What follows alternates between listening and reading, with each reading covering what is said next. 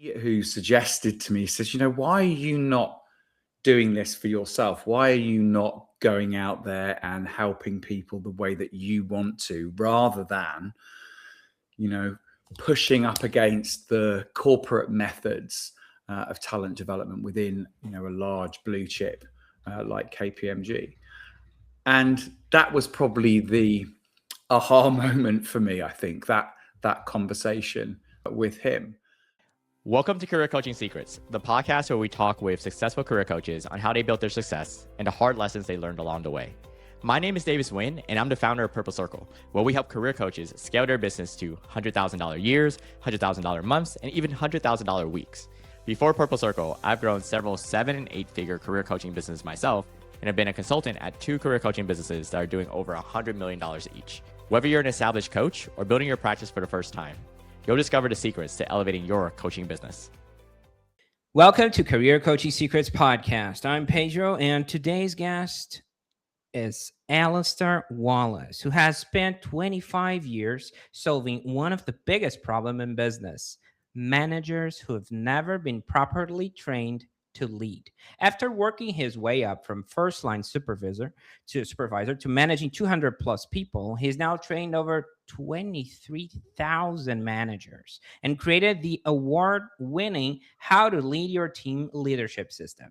His approach has earned him CEO Magazine's CEO of the Year for Leadership Development in London for 3 consecutive years running. As a CMI and LPI fellow, Alastair helps organizations save at least 5 hours per week per manager while reducing escalation and creating consistent leadership behaviors. Welcome to the show, Alastair. It's great to have you. Thanks, Pedro. Really happy to be here today with you. Yeah, I'm excited from the day we met. And, Alastair, I really want to go back to the origin story, rewind a bit, because every coach has that moment where they look at their life and they, I guess I'm a coach now, this is what I'm doing now. So when was that for you? So how far back do you want to go? I think the moment that I realized that, I dropped out of university when I was 19 because I was desperate to get into work and start doing real stuff. And I kind of fell into a job, got promoted to be manager, worked really hard, moved organizations, became a department manager in another business before relocating up to Scotland for a big project, a setup project there where I had to convert a brownfield site into a fully running operations center in under 12 weeks. And, I mean, everything from the furniture, the infrastructure, recruiting the people and training the people. And when I was there, I realized I kept seeing the same pattern everywhere. Capable people were being promoted into managers' jobs, but with no real training on how to lead other humans, no support. If you look, in the UK alone, 82% of managers never really get any guidance, support, training, or help on how to lead their teams. We get people that are high performers as individual contributors, and they're promoted into leadership roles. And then we kind of act surprised when they avoid difficult conversations, they escalate people issues upwards and spend half their week chasing their tails and firefighting. But in many cases, they were never properly shown how to do the role in the first place. I felt like I lived that role myself. And so learning by doing is fantastic, but it also means a lot of painful mistakes that can be avoided. And I certainly fell into that trap when I first moved up to Scotland. I was managing through a big redundancy program. I was really young myself at the time, so I was making people redundant that had been in their jobs longer than I'd been alive. And there was a lot of problems with communication, with unions, with motivation, and, all sorts of things. So that really pushed me into coaching and leadership development. I wanted to give people the tools that I wish I'd had at the beginning of my career. I also got a bit frustrated with the training that I did have. It kind of sounded clever, but nothing really changed. So my view about any kind of leadership development is pretty simple. If it doesn't help you on Tuesday morning in a real meeting, a real conversation with real people, then it's not enough. And I wanted to change that and deliver learning that works, which is the strapline of my business. Interesting. Okay. Dropped out of university at 19, then learned the hard way, I love that. Now, I want to understand there's always a shift that happens, right? So it's the moment you realize, okay, I'm building a real business, a real practice around coaching. So when did you realize that happened for you? So I had been working in leadership development and coaching in-house for large organizations for quite a number of years. And I thought, it's time that I went out there and rather than making money for other people, started making money for myself. What I was finding is I was developing leaders, but in a way that was dictated for me by large organizations. And so I was having a conversation with a colleague of mine. This is when I was at KPMG in their people and change division, working in talent development there. And, it was actually he who suggested to me, says, why are you not doing this for yourself? Why are you not going out there and helping people the way that you want to, rather than, pushing up against the corporate methods of talent development within, a large blue chip like KPMG? And that was probably the aha moment for me, I think, that conversation with him.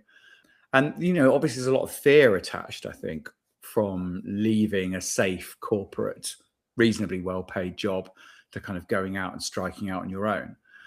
But it's not a decision that I've ever regretted.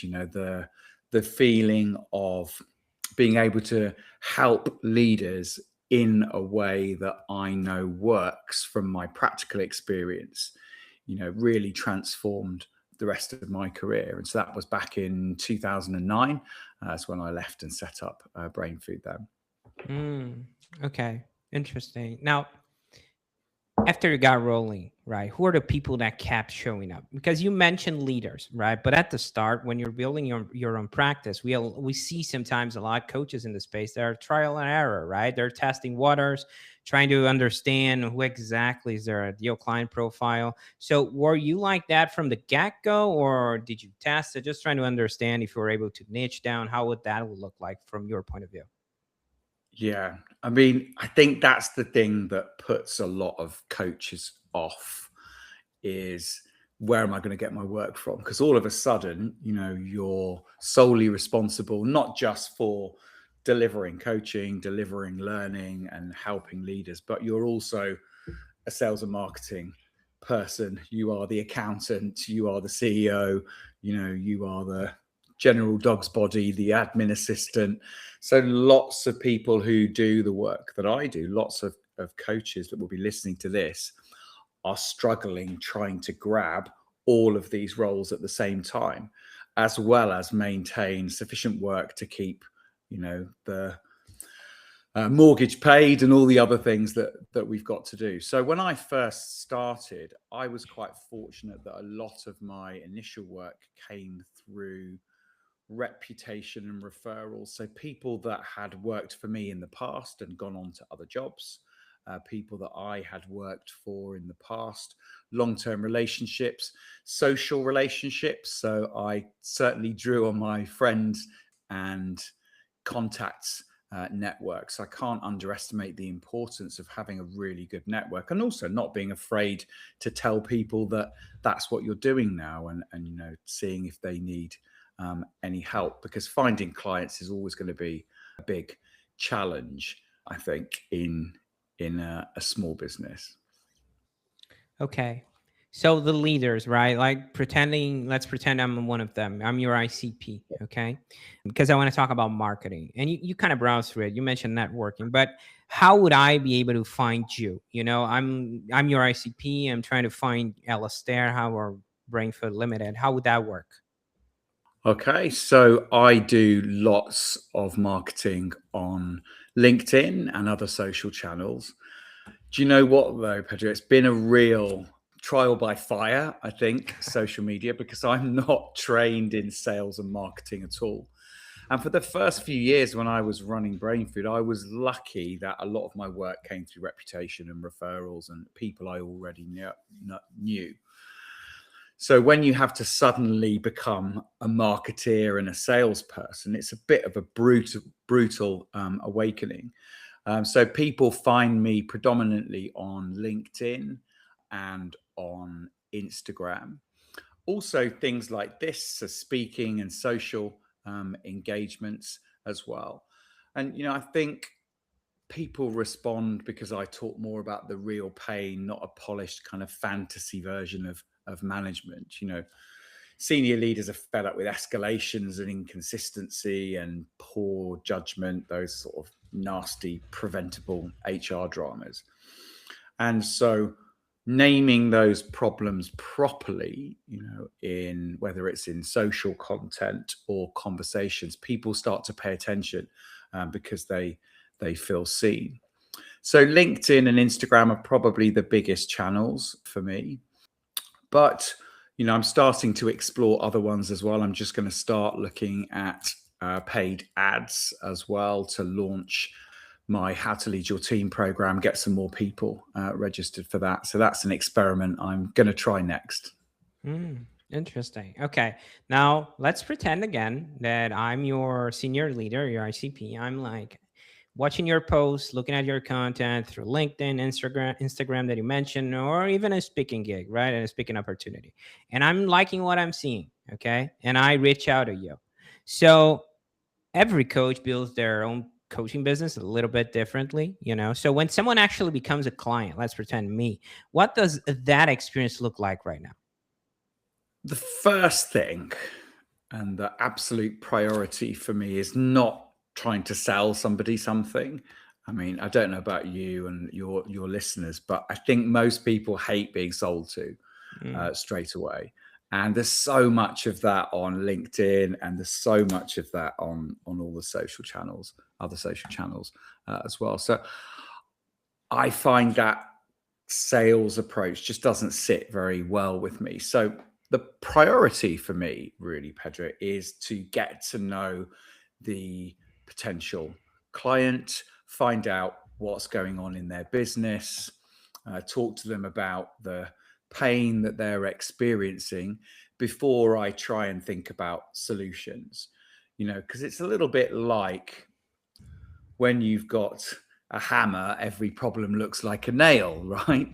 And the good thing about the work that I do, so I offer leadership coaching. So I've just been working with a senior leader for international business in telecoms, who's got an important conference coming up this week. So we've been doing work on his presentation for a big important customer conference. They're one-to-one.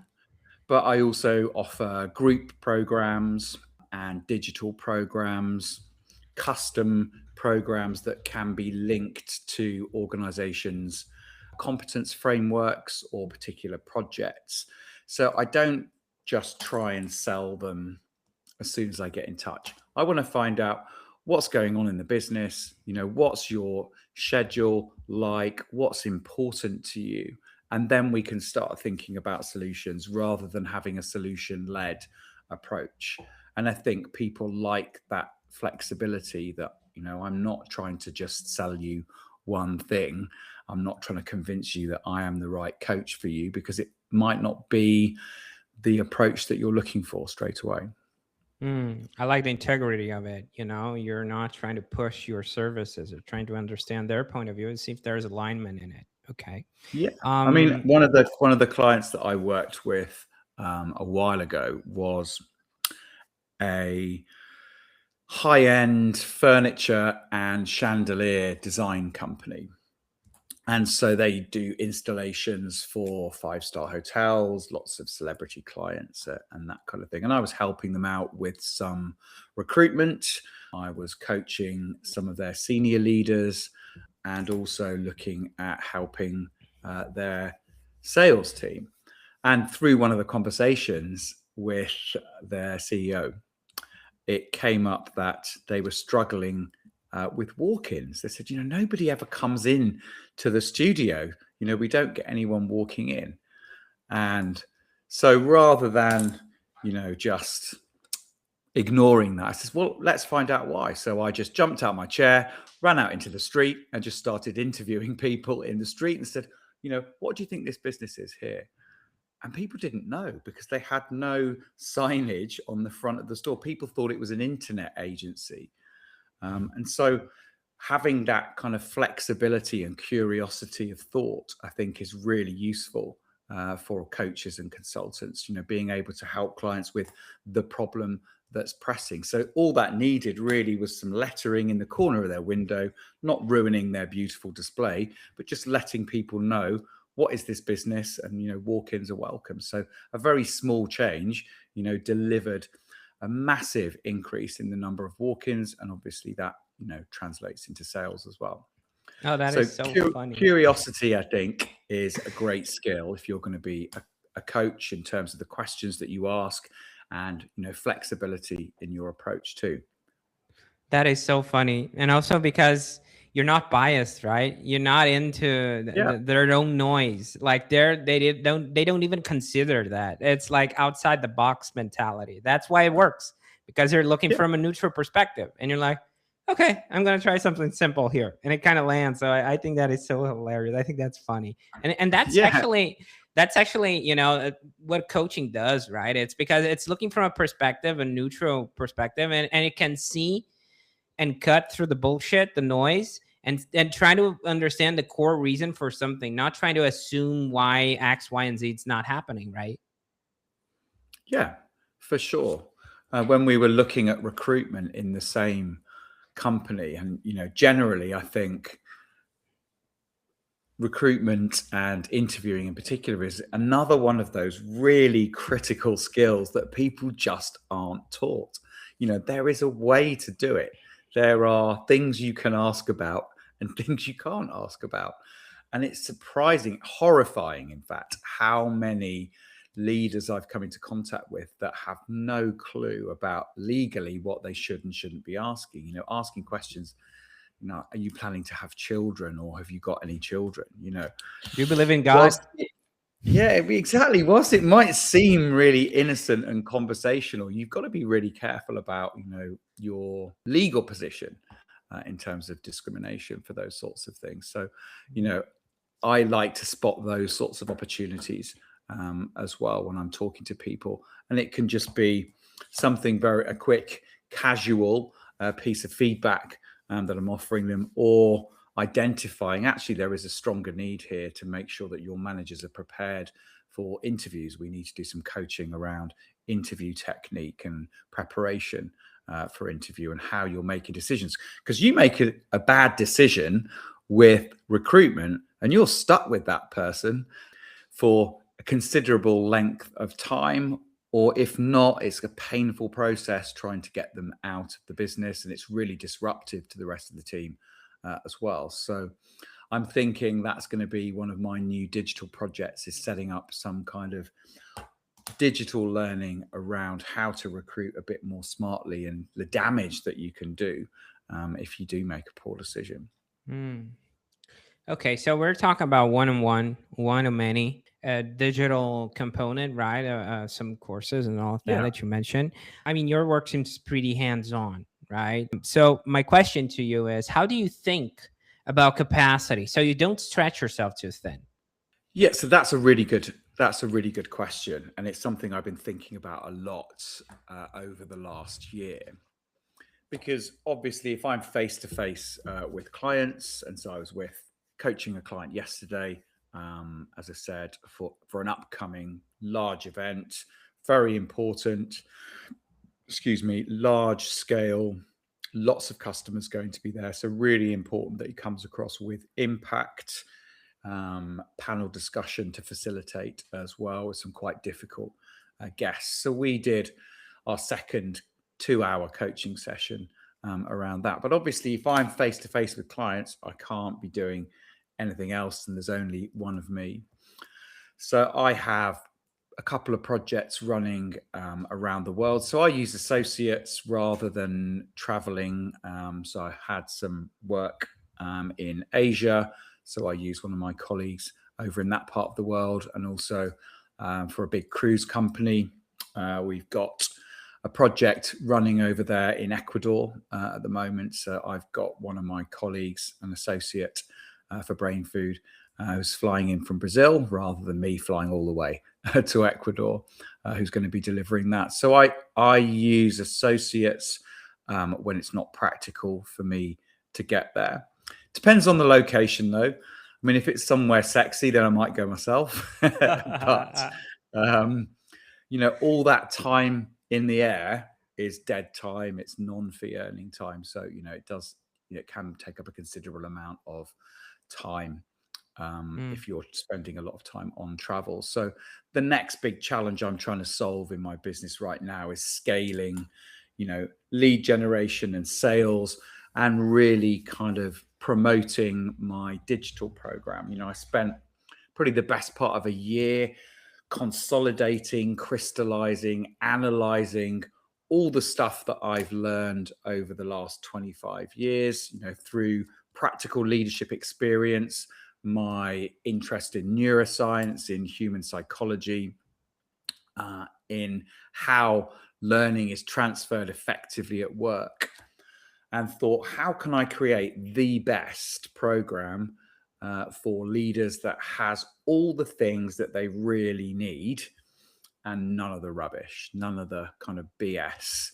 How can I give them a modular program that fits in with a busy leadership role, that still incorporates coaching with me and has practical, measurable application built into that? So the challenge for any leaders or managers is usually being released from your day job to learn, and then making sure that you apply the learning. So I spent a lot of time and effort thinking about, how can I solve that problem? How can I give them a program that can be done at your own time, in your own pace, still includes some face time, some coaching, and has, guaranteed return on investment? Because that's really the ultimate goal in any leadership development, is how do you measure return on investment?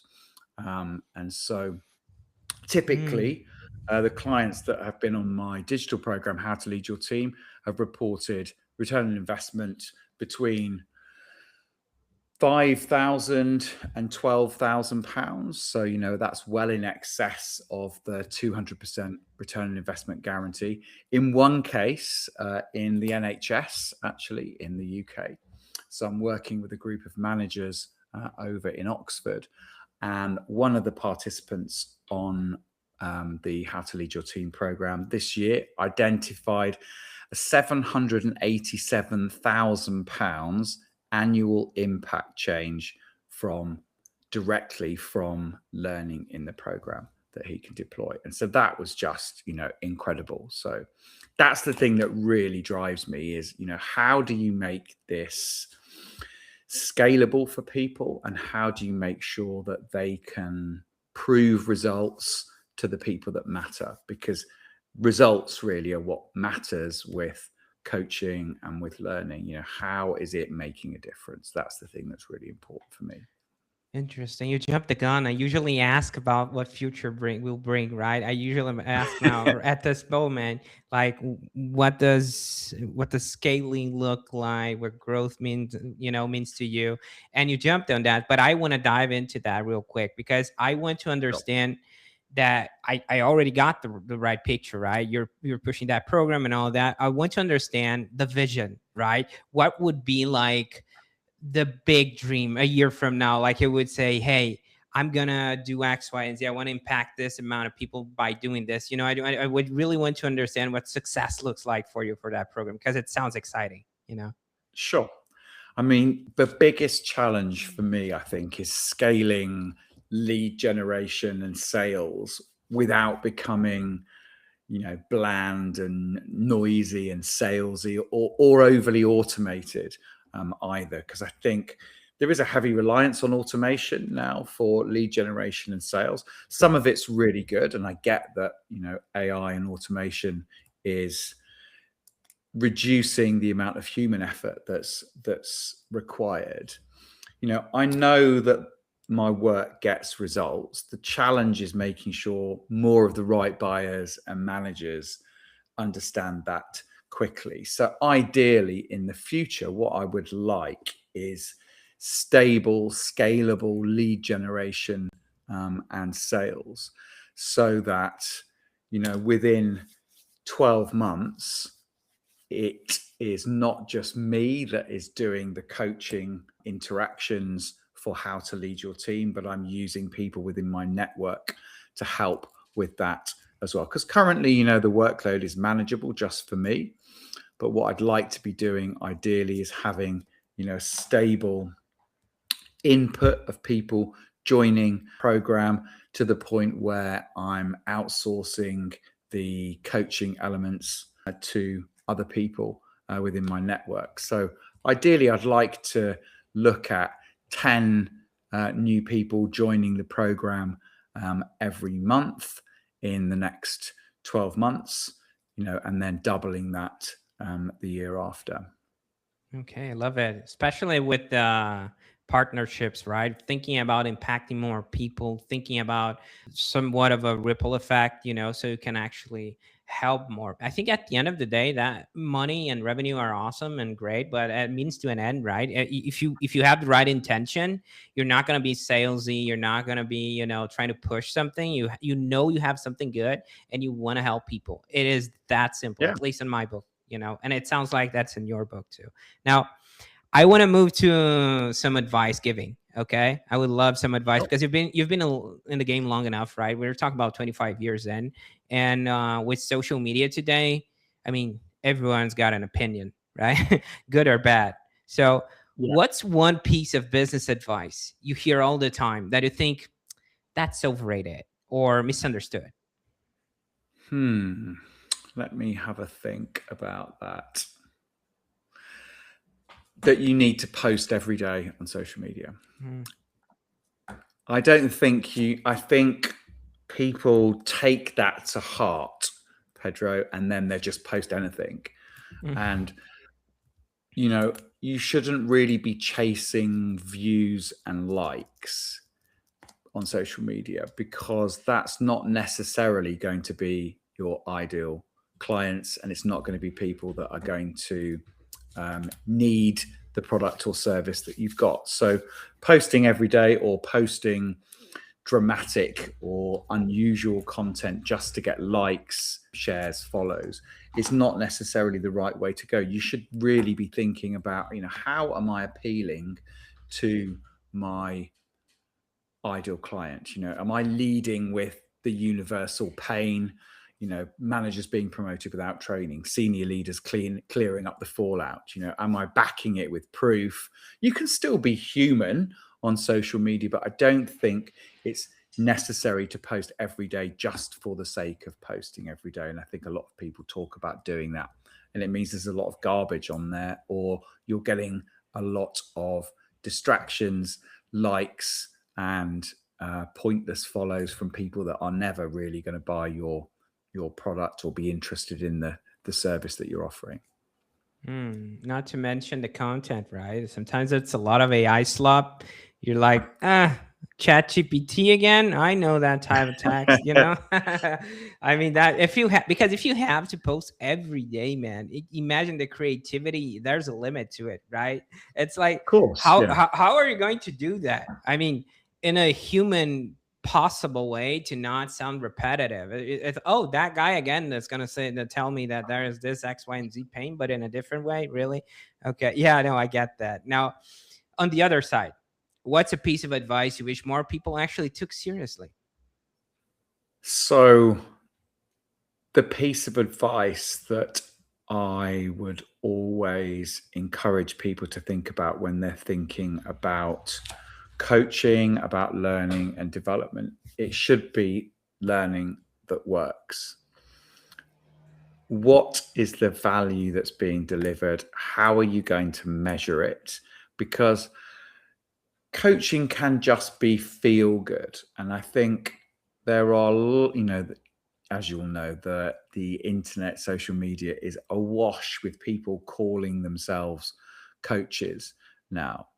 And so I think if you are going to undertake any kind of coaching, learning, development initiative, you need to be really clear what the outcomes are going to be.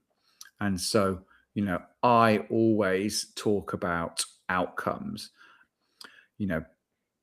rather than focusing on making people feel good, if you like. You need competence plus warmth, I think, is the most important thing. But it needs to be a tangible outcome for people and something that you're prepared to stand by as well. I say to anyone that's interested in my digital program, my leadership program, How to Lead Your Team, I'm guaranteeing you 200% return on investment.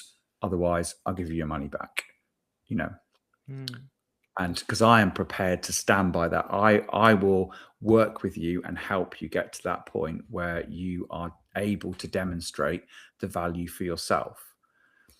It's not just about watching videos and having a conversation with me. It's about real work, and I push people quite hard on that, because I think that it's important. I think learning without application is a waste of time.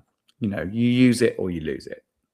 And let me ask you this, because I feel like you have a pretty experience in the coaching space, and you have clients in different parts of the world. So what I'm thinking right now is like to dive into a little bit of your background and the culture differences between your clients, right? For example, from continents to continents, or even we're talking about countries, right? Do you see like a major difference sometimes, even for the onboarding session, or for them to understand what coaching really is, and how that plays out in your opinion?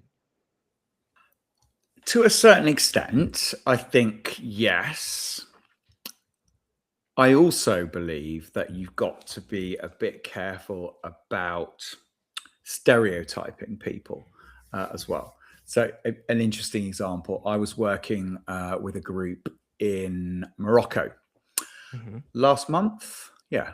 Morocco, wonderful country, the friendliest people ever. I thoroughly enjoyed it. I even had time for a camel ride before I started working with the team over there. So it's on my LinkedIn if you want to see it, the picture. And it was a mixed group of leaders. So there were people there from Germany, and lots of people say, working with Germans, they're very rigid and they're very strict and they're always on time and everything's very disciplined. And that just wasn't my experience at all with these particular people. I was also coaching a German CEO last year from a cruise company. Again, the total opposite of what you would expect from that kind of traditional German image.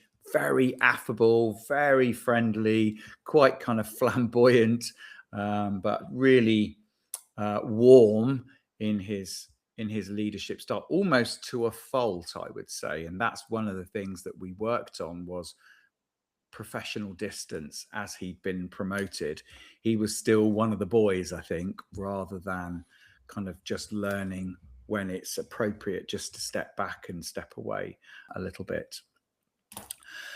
So I think in one-to-one coaching sessions, I use psychometrics a fair bit. And so psychometric profiles give you some really good data to help you understand somebody and what their behavioral preferences and communication preferences are likely to be.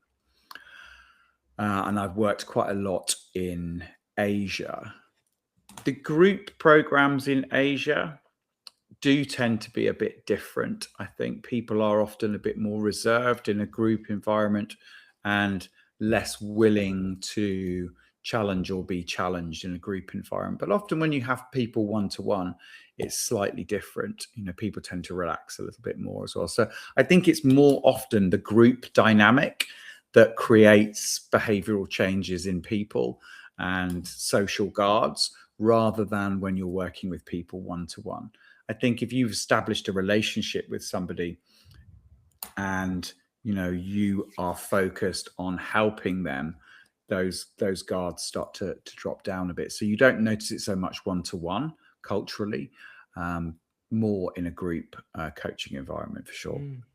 I love that. I'm glad I asked. That's very interesting. Especially the you're going with an open mindset and just trying to get to know that person without the stereotype, and also how they might behave differently in a group section, because that makes sense, right? That usually culture is based on social groups and how they manage themselves, and sometimes they act differently. But on the one-on-one level, seems like it's more like each to their own, right? If that makes any sense. And Alastair, if Yeah. someone listening wants to connect with you or follow your work, where can people find you and connect with you? Okay, the best place is probably LinkedIn. So Alastair Wallace on LinkedIn. Or alternatively, you can look on my website, which is brainfooduk.com. Okay. There were a few things that you shared today that really stood out to me. I would say the 82% managers that never got any guidance on how to lead a team, that's astonishing, right? That's an Horrifying, isn't interesting, it? yeah, that's an Yeah. interesting piece of information, especially in the UK, right? So that's a very powerful reminder, and because you always have that technician that sometimes is very good at what he does and eventually he gets promoted, and that's a different skill set we're talking about.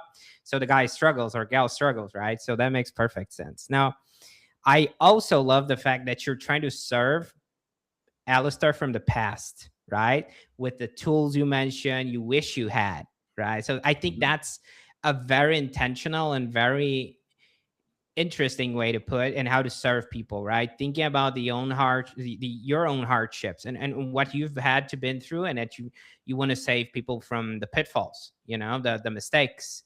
So Yeah. that's an interesting point. And the trial by fire on social media, I love that, because that's the growth mindset. It's like, I haven't figured out everything yet. I'm still working on it. Like, it's just part of who you are, and just keep moving forward, trying to understand, and there's always a new challenge, right?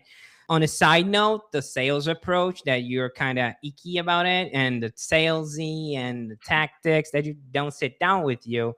I mean, I can get that 100%. I was a high ticket sales closer for a business coach, and I always feel like people frame it in the wrong way. Instead of trying to serve people, which is the job of a salesperson, is to serve. If you cannot help them, you need to point them into the right direction, even if it's a resource or a referral, someone who might help, instead of trying to push someone into a funnel. And that will, eventually turn into a client from hell, or you're, because they didn't need it, or B, it's not aligned.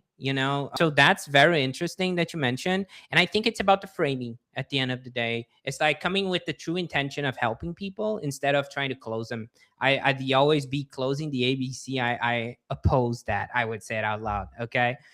I also like the reminder you gave about the raw data on likes and views, right? That won't convert into clients and social media, because that's, at the end of the day, followers or whatever are just raw metrics. They're not the conversion metrics. They're not the people who actually reached out to you. So you could have Yeah. like 100K plus followers or 1K plus and have better conversion metrics on 1K, because that's actually your ICP, if that makes any Yeah. sense. Yeah. So, Alistair, this is my long way of saying I appreciate what you do. Appreciate you being here and sharing so openly today. Okay. It was great having you on. Thank you very much. Really great to be here. And, if people are listening and thinking, That sounds exactly like the managers in my business. Head on over to brainfooduk.com, have a look at how to lead your team, get in touch. I'm happy to have a chat. I promise you it won't be salesy. I love talking to new people, working with new businesses. So yes, thanks very much, Pedro. I appreciate it. That's it for this episode of Career Coaching Secrets. If you enjoyed this conversation, you can subscribe on YouTube, Spotify, Apple Podcasts, or wherever you're listening to this episode to catch future episodes. This podcast was brought to you by Purple Circle, where we help career coaches scale their business to $100,000 years, $100,000 months, or even $100,000 weeks, all without burning out and making sure that you're making the impact and having the life that you want. To learn more about our community and how we can help you, visit joinpurplecircle.com.